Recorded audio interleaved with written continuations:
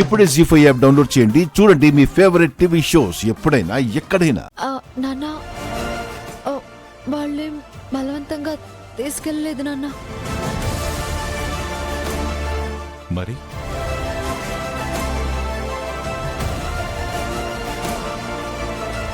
నేనే వాళ్ళిద్దరిని బ్రతిమలాడి తీసుకెళ్ళా.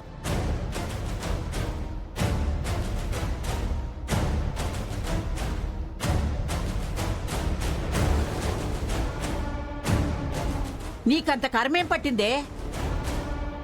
వాళ్ళని బతిమలాడాల్సిన అవసరం ఏంటి? అంటే నా కాలేజ్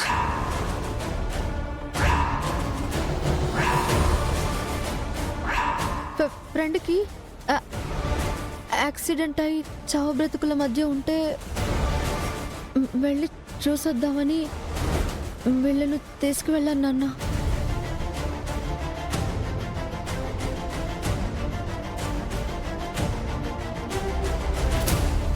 నిన్ను బయటికి తీసుకెళ్ళడానికి మీ నాన్న ఉన్నాడు, మీ బాబాయ్ ఉన్నాడు, మీ మావయ్య ఉన్నాడు. ఇంట్లో మన వాళ్ళు ఇంతమంది ఉండగా ఆ దరిద్రులతో ఎందుకెళ్ళావే? అమ్మా, అలా అనకు. దగ్గర కావాలని రామ అనుకుంటుందేమో.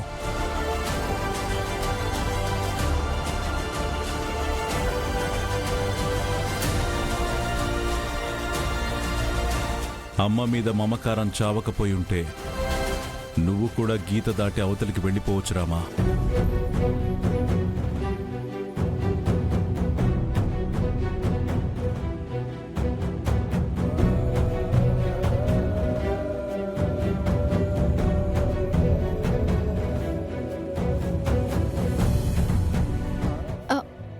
లేదు నాన్న, నేను ఆ ఆలోచనతో వాళ్ళ వెంట వెళ్ళలేదు.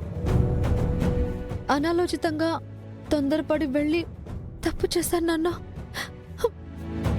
నన్ను క్షమించండి నాన్న. తప్పుకి శిక్ష వేస్తే న్యాయం చేసినట్టు రామా. తప్పుని క్షమించి వదిలేస్తే మరో తప్పుకి అవకాశం ఇచ్చినట్టు. అలాంటి అవకాశాలిచ్చే ఇక్కడి దాకా తెచ్చుకున్నాను. ఇంక క్షమించలేను.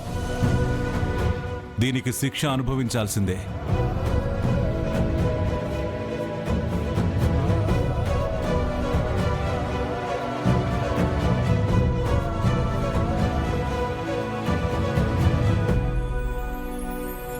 ఏమండి, ఈ ఒక్కసారికి క్షమాపణతో వదిలేయండి బిడ్డని.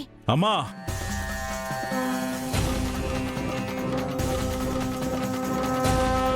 మన కుటుంబ విషయంలో పరాయి వాళ్ళు జోక్యం చేసుకుంటే పద్ధతిగా ఉండదని చెప్పు.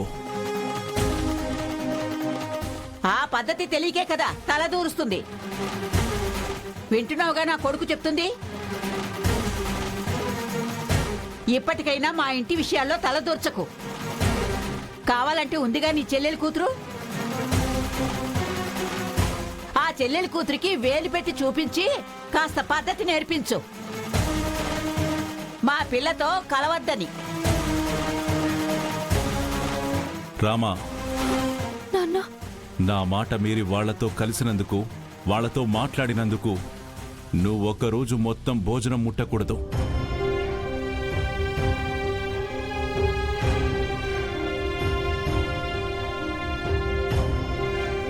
ఇదే నీకు శిక్ష.